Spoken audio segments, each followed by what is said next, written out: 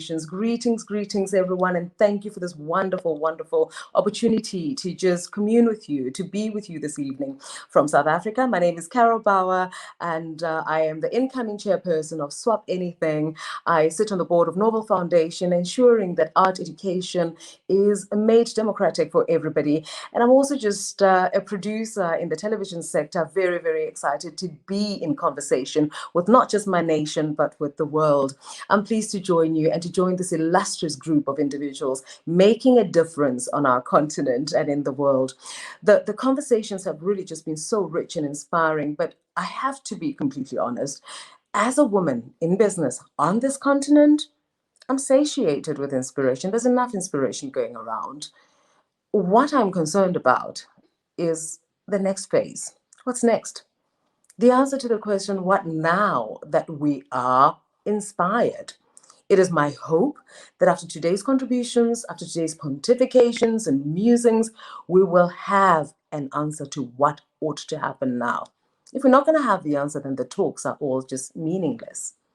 I was reading the Africa Continental Free Trade Report area in preparation for this, and it was looking specifically on women in trade. And it says active engagement in the trade policy space is what we should be looking at. While it is recognized that women face specific challenges, the active engagement of women in trade in the policy space is critical. We know this. Put differently, for their needs to be addressed, women must voice them. Furthermore, rather than individually engage policymakers, it is important that women approach the trade policy space in a unified voice. Well, I end the quote there. I agree with all this. The sentiment is really what we all share, but I also hold the view that women must not only seek to be given opportunities to participate, they must recognize their power, the power that we have in us, in our numbers, to just disrupt unapologetically. We've waited long enough. We must demand sustainable and inclusive socioeconomic development which recognizes gender equality, inclusion, and just broader inclusion that does not just presuppose heteronormative norms. Everything else has to be seen as equal to that which we have always decided needed to take precedence. That which we've ignored for a long time, take that and internalize it. Imagine yourself being in that position where you tick so many boxes of exclusion that you begin to feel unaffected and disinterested. We can't have that.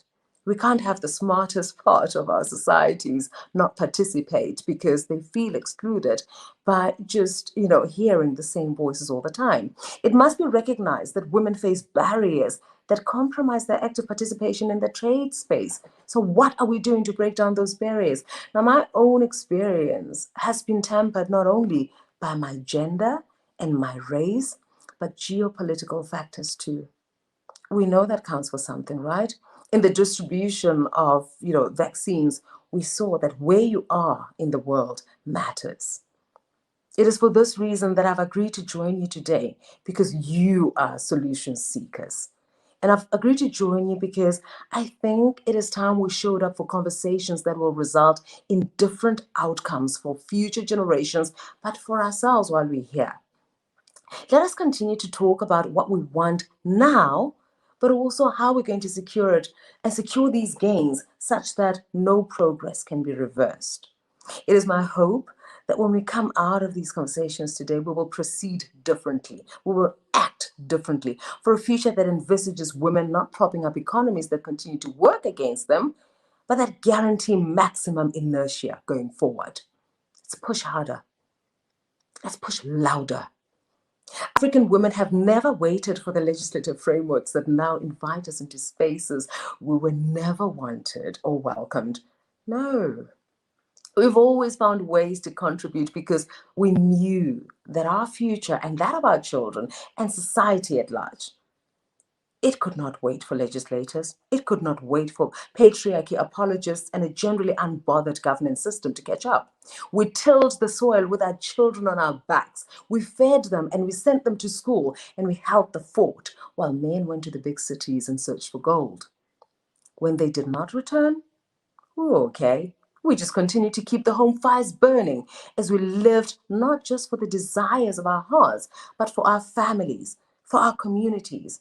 Now, a recently released report from Insight, it's called Insight to Action by the United Nations. It says that the pandemic will push 96 million people into extreme poverty. And this was being projected for this year. 47 million of those are women and girls. I reckon it's even higher. Now, this will bring the total number of women and girls living on under $1.90 to 435 million. That level of hunger we cannot live with and be okay. We must roll up our sleeves, Africa. Harnessing our resources for the growth of Africa is critical. It is urgent. Securing control and participation in industries that rely on what is found under our feet, our gold, our platinum, our chromium, our diamonds, and all that grows under our feet. Securing it is a revolutionary act, and it will help us give full effect to the ideals held dear by our forebears. Assets are being traded that we know and we see emanating from our backyards, yet we lie in wait to be saved by those who are smarter than us in using our assets. And then we blame them, not taking responsibility for our apathy, not taking responsibility for just how we hand over that which we should be handing to future generations, our children. We just hand it over for the most convenient conversations, for the most convenient access to things that are not going to fortify our continent and make it better and make it stronger. Africa has to be committed to manufacturing. It is no longer negotiable. Handmade is a cry for sustainability, but it also a cry for our pride. We must skill our people and stop assuming one model applies to all. Our education systems have to take into account that we're different, our circumstances are different, and we have to ensure that we have the perfect fit for each environment. We have the numbers to ensure trade can rely on economies of scale, where this continent is concerned at least. And we must be smart in using that volume for the good of all. Of all. Not just of some, not just for a chosen few. This is how we create a greater community for trade, for medicines development, for greater collaboration that recognizes our interconnectedness. Learning from the Jewish community. Look what they do, how they support and just stand in the gap for one another. That's not something to criticize, that's something to learn from. The Indian community does the same. I just hope that we will realize that as many times as their dollar, their lira, their real, their whatever currency, as it circulates amongst them, therein lies a lesson for us.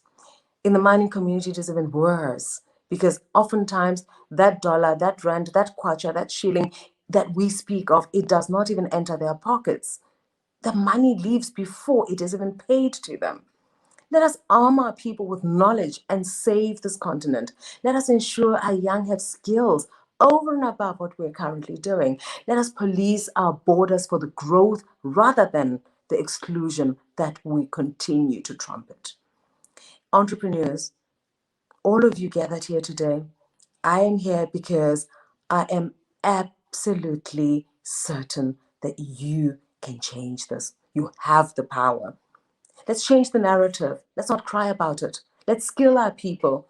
Let us choose beneficiation. Let us choose Africa. Let us choose Africa because certainly she's chosen us. And before you go and start to emulate others, be firm, be clear about who you are. Africa belongs to all who live in her, and she belongs to all who are passionate about her growth, about her resurgence, about this wonderful, wonderful continent that we all claim to love. Let us embrace our collective might and use it for a far greater good, and not for posturing to show off our wealth, when the most important wealth we have, our children, are going to have to clean up our mess. I have faith in you. I'm so glad you invited me to be a part of this. I've grown so much from listening. I shall be listening more. Have a good evening for those of us who are on this part of the world. And for our dear friends in the US, have a great day.